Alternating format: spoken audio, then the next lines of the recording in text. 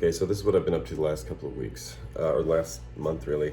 Um, I finally sorted out all the stuff with the gene therapy project. I've got the new DNA being prepped with the GFP on it. Took several rounds of sequencing and prepping, but I finally got exactly what I need. So that'll start moving forward next month. But the main thing I've been working on is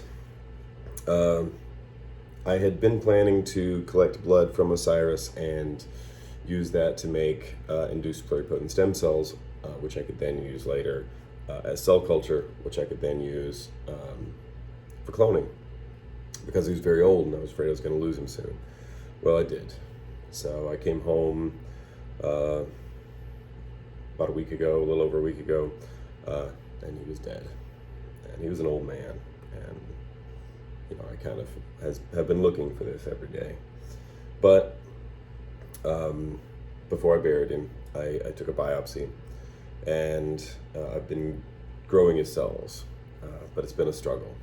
So I've got 2 flasks with his cells growing in them, but there's an issue. So when I collected the sample, I don't know how long he had been dead. It was obviously less than 8 hours or 10 hours, however long it takes me to go to work and come back. And sample collection isn't perfect, but I wasn't as prepared as I hoped I was. So I had to collect the sample, put it in media that I had at home, stuck it in my incubator, and then when I got back to work, I had access to more tools, fresher media, and I did the digestion step and all the primary tissue culture stuff that you do to sort of free the cells and start growing them. And so that was a Friday. And when I came in to do the live class for the cell culture class last weekend, I checked on them. And right before the class started, I checked my flasks, and they were completely covered in mold. I mean, just the whole upper surface of the liquid was just a solid sheet of fungal growth, and that's terrible. In the media, you see how it's sort of a pinkish color. It was completely yellow, and the color is made by a pH indicator, so that tells me it was super acidic, and it was covered in fungus. And I was super disappointed. I thought I'd lost it, and with that, the last of it. But I fought it. So I've been fighting it for days now, or for a whole week, I guess. And it's been the hardest cell culture I've ever had to do. I've never had to work this hard. I've never had to fight this hard against contamination.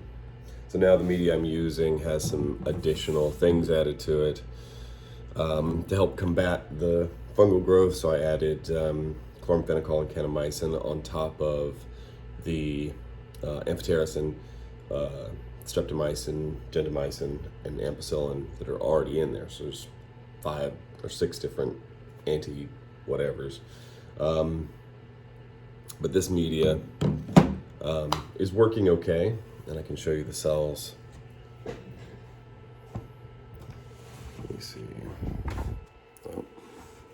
See if I can get that. Okay, so you can see the cells, but you see, you can see I've got a good growth, and that's really encouraging, because the first time that it happened, I was worried that I had lost it, but I was going to fight anyway. So I dumped out the media with the fungus on it, and I changed media, stuck it in the incubator for about an hour, did the class. After the class, I immediately grabbed it out, changed the media again because it was already yellow, which means the media had already gotten acidic, which is generally a bad sign when it's getting acidic that fast, that contamination has taken over. And I was worried that there would also be bacterial contamination along with the fungus. And the fungus grew super fast. I mean, it was completely covered in 2 days. And I worry about this weekend, because if I'm, when I'm gone, if it is just completely covered in fungus by Monday, I might lose these cells. And right now I have a decent growth, right? You can see the cells. I can move them around on the microscope, and you can see all these cells. And there was just a few cells alive when I first changed the media, and they've grown and grown. But you can see these black things floating around. Let's see if I can adjust the focus. See how they're sort of spiky and filamentous? That's fungus. I'm still fighting it, and there's a bunch of it. And every day I change the media and wash and wash and wash. I see that one. See if I can get it to focus on it. And my general strategy has been just to wash the fungus away. It's faster than it can grow, I just keep washing it away. And that's not perfect. I've got some other antifungals I could try, like cyclohexamide and stuff like that. But I'm worried because I've only got 2 flasks. So I've got these 2 flasks, and that's it. That's the very last of them. So if I lose them by doing something a little bit risky, it's done. And it's a hard fight, and I don't know exactly what I should do. So for now, I'm just going to stick to the wash, wash, wash strategy because it's safe. And I'll show you guys how that works. And it's containing it right now, but it's not stopping it. You know, it's much less than it was, but it's still growing. Every day there's new fungal growth, and every day I wash it away, and every day there's new, and every day I wash it away. But in the meantime, the cells are growing. And eventually I'll get to the point where I can trypsinize the cells, where I can add a protease that digests the cells away. So they detach from the bottom of the flask and are floating around, and I can put them in a bigger flask and split them into more and more cultures, and grow larger and larger quantities of cells. And that's good because I'll need a lot of cells if I'm going to freeze them. I'll stick them in the -80 freezer and liquid nitrogen, and I'll be able to keep them for years and years. And that's good. That way I have time to sort of hone the skills needed to do somatic cell nuclear transfer and get all of that ready for when the time comes to actually do the cloning. Because, you know, this is the last little spark of life left from him. And so if I'm going to try and preserve that, I've got to fight this damn fungus. But the more flasks I have, the more things I can try until I find something that'll control it without killing the cells. Right now I've got 2 flasks, and that's just not enough. If I had 10, I'd be willing to try some experimental things to try and destroy the fungus, you know, a little more aggressively. And so when I get there, as long as I can keep it contained, just do a lot of work, keep it contained, keep the cells growing and happy, then when the time comes that I have a lot of cells to work with, and the trypsin itself should hurt the fungus. You know, it shouldn't like them. It shouldn't like that. So that might help me too. But once I split it and I have a lot more flasks, I can get really aggressive. But also the more flasks I get, the more work it's going to be, because containing the fungus in 2 flasks is a lot easier than containing it in 10 or 20. And I certainly don't want to, and I got to get it under control before time to freeze it, and I'm on the clock, because these cells are not immortalized. This is primary tissue culture. These cells will die when they hit the Hayflick limit. And he was an old dog, so his telomeres are probably already pretty short. And hitting the Hayflick limit, I probably don't have a lot of time like I would with a younger dog. I really wanted to do this a different way, where I could collect blood while he was still alive, so I'd have time, and I could do it in a more sterile way, in a more controlled way. But this is what happened. So what I'm going to do is I'll show you guys what I've been doing to try and combat this stuff.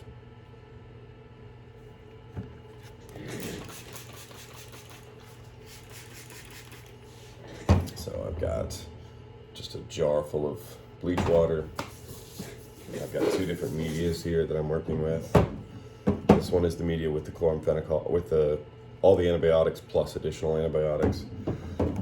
This is just the regular media that we use for like the HEK cells and the cell class and stuff.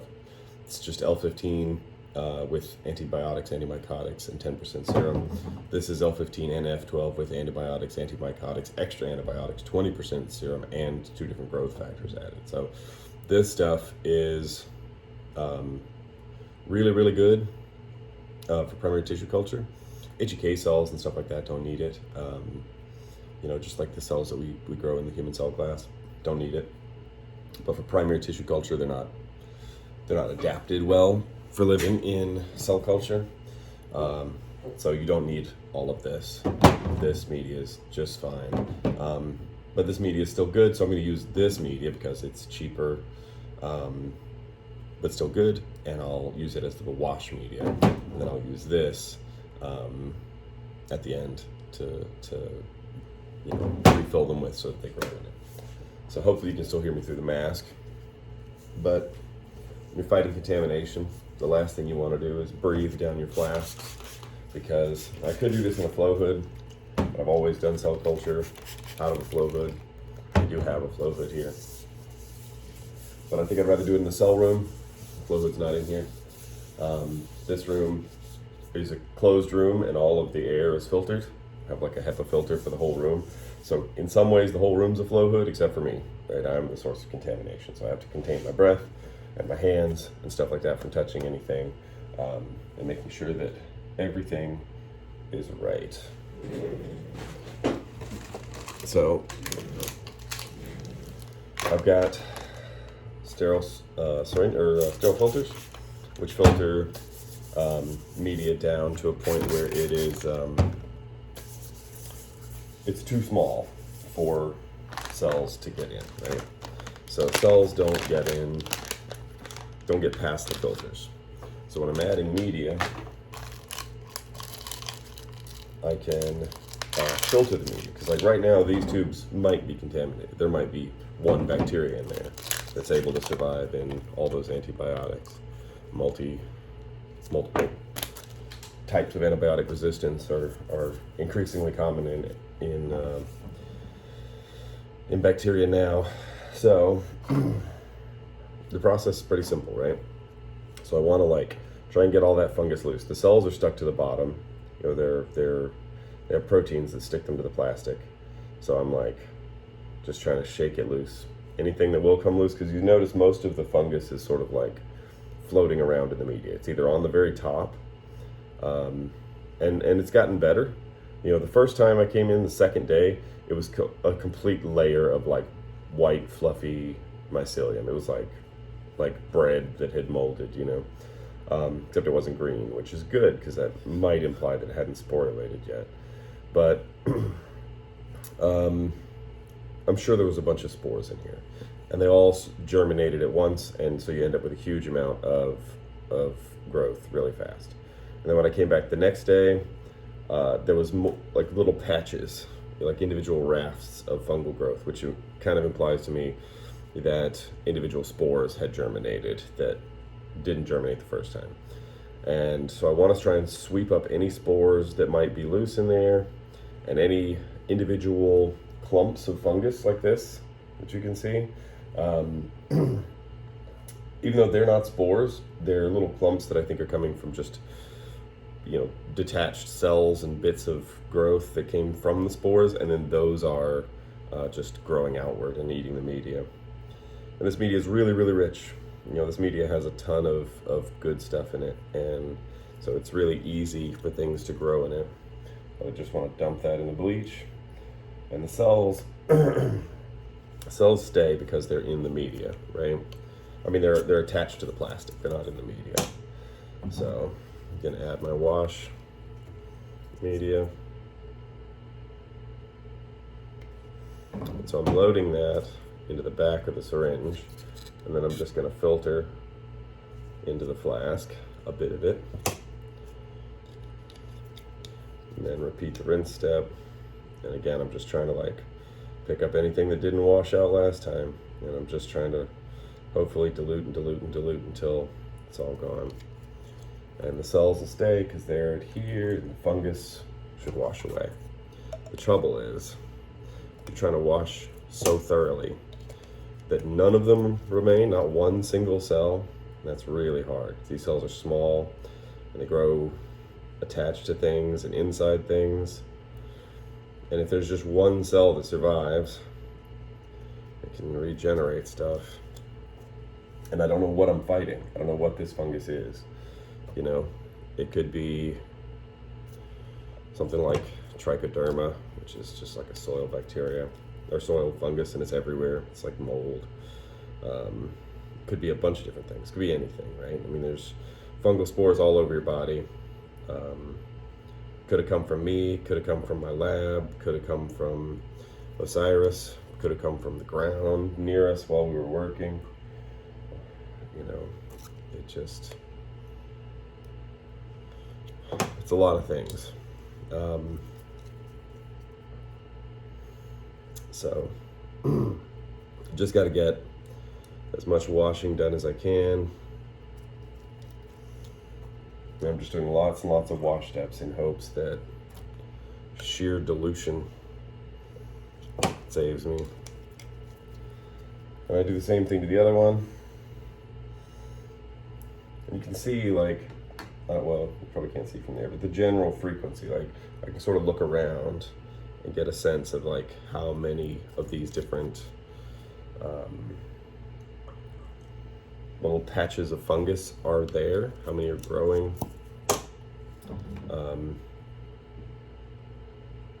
And I can just, you know, keep rinsing.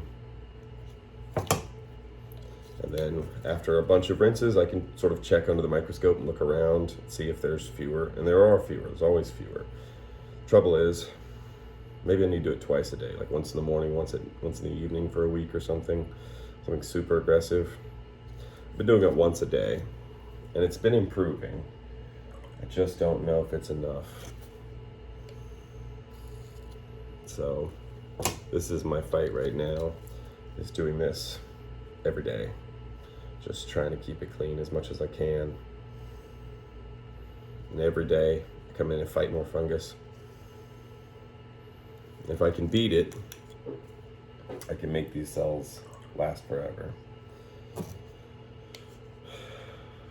As long as it doesn't beat me now. But okay. Closing in on it. A couple more rounds. And this media is a special media that doesn't require CO2. And both the medias that I'm using today don't require CO2, so I don't need a CO2 incubator to do primary tissue culture. The biggest thing is just trying to get this stuff to be clean.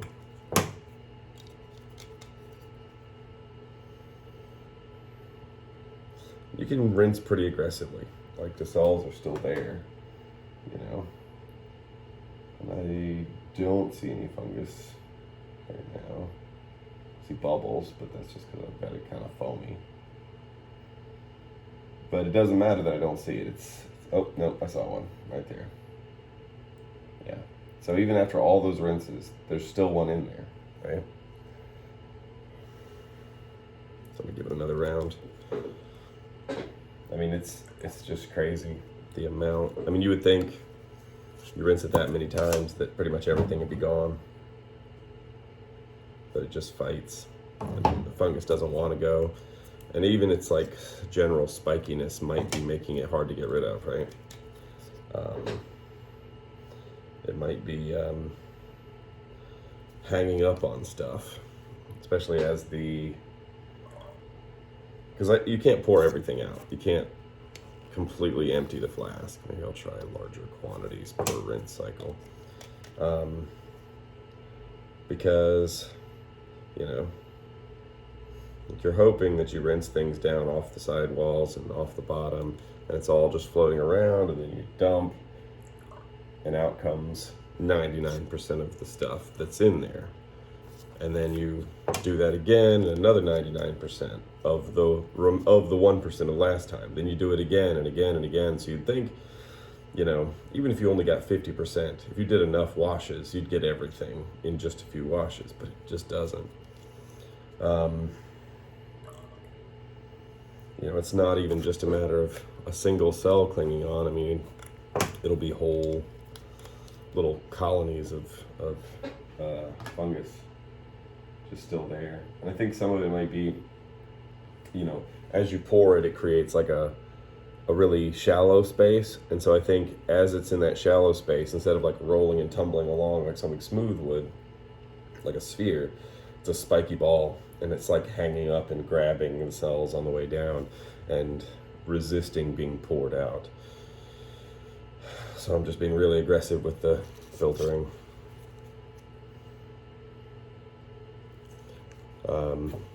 You know, the stuff that grows on the very top, floats on the surface, is easier to get rid of for sure. And I might not even be dealing with one species of fungus here. I'd be kind of surprised if I was. There might be one left, but I'm betting the original contamination was a variety of species. And it's probably only because of the incredible amounts of antibiotics that I'm using that I have managed to avoid bacterial contamination. Bacteria is even worse than fungus. Like, fungus is hardy and difficult to get rid of, but bacteria grows so fast and so aggressively. It can be so toxic, and they're just super, super aggressive and hard to get rid of. I'm gonna give this one last go with the new media.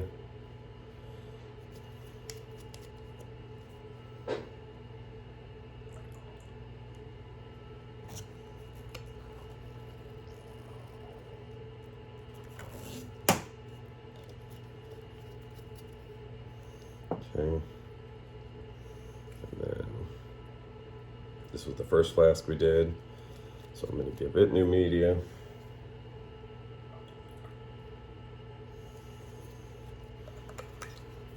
And then we'll take a look at it under the microscope.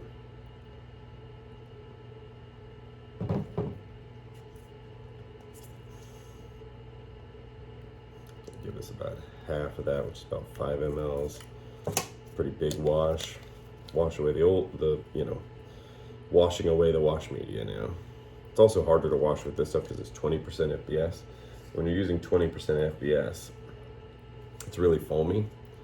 You know, fetal bovine serum is just, it's kind of frothy and stuff. So it's like adding soap to water. You know, if you shake it before you add the soap, it's fine. You shake it afterward, it just makes a bunch of bubbles. So the 20% FBS versus 10% FBS is much more frothy. So you end up making a bunch of bubbles, and I worry about the bubbles because they don't pour out. You know, when you pour out bubbles, or you know, when you try to pour out bubbles, there's still a bunch of stuff like clinging to the sides. So you can see, you know, all that stuff doesn't really pour out, and then you're left with things that might have fungus hiding in them, right? So I try to be really careful with that. It's one of the reasons I use the other media, and the other media is just less wasteful. Because I'm immediately pouring it out, so I don't need growth factors and stuff. It's not long enough for me to do any good. But now let's check over here. Let's see what we see.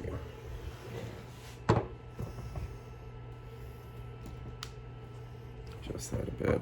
I don't know how easy that's going to be to see, but I'm going to check around.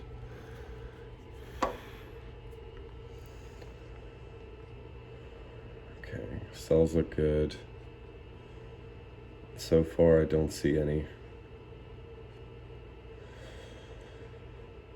But I'm sure I will by tomorrow. Nope, see, there's one. I didn't get it all. Okay, I'll probably give this one more round then after lunch before I leave for the weekend, because I don't want that stuff getting crazy. Oh, there's even more. It's worrisome to me. I don't know if I should be more aggressive with the washing. Like, what do you do in this situation? Should I, like, rinse media?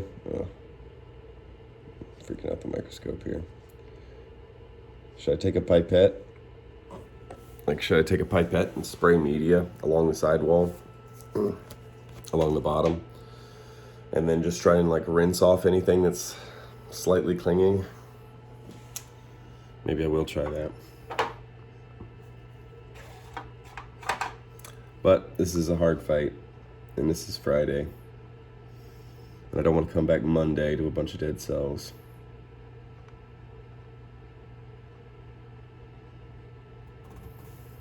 But they look pretty good. Like I'm impressed with them. They're growing well. They look, you know, vaguely fibroblast-like, which is kind of what you expect. But every day there's more than there were.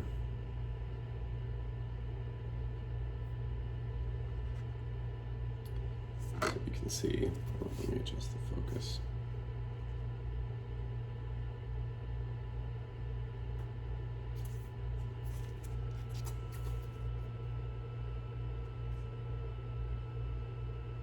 Yeah. You can see there, it's a little dark for whatever reason, but you know, they look very healthy. The cells look good. But I know they won't stay that way if fungus moves in and kills them. And one of them has slightly more growth than the other for who knows what reason. It probably seeded a little bit better. But yeah, you can see all those cells. So as long as they're growing, I'm hopeful. And right now they're growing. So I'm just gonna keep fighting it. And hopefully by next week, I'll have enough to freeze down and I'll have really clean cultures that I can work with. I don't know for sure that I've got what I need. Yeah, the only other thing happened this month was I got COVID, but got over it in about a week. That's about it. My throat was so sore. It's still affecting my voice. But other than that, I'm pretty much fine. But okay, well, that's what I'm up to this month. And when I get these cells growing nicely and I have lots of them, I'll make some updates on that as well. But yeah, so that's January.